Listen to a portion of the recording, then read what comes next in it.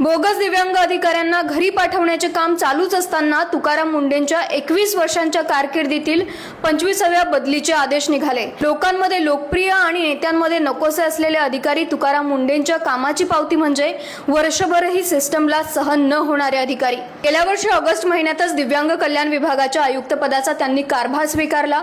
Bogus certificate वापरून सरकारी नोकरी बळकावणाऱ्या अधिकारी आणि कर्मचाऱ्यांवर कारवाईचा धडाका सुरूच होता की पुन्हा एका बदलीचे फरमान निघाले आणि हे त्यांच्यासोबत पहिल्यांदा झालेले नाही। त्यांची पहिली पोस्टिंग नांदेडमध्ये असतानाच त्यांनी शिक्षण विभागात शिस्त आणण्याचा प्रयत्न केला।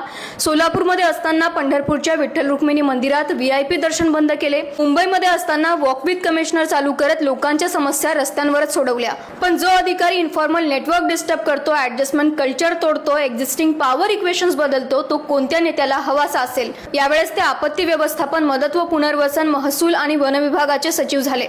आता पाहण्यासारखे असेल नेत्यांना ते पुन्हा किती महिन्यात नकोसे होतात।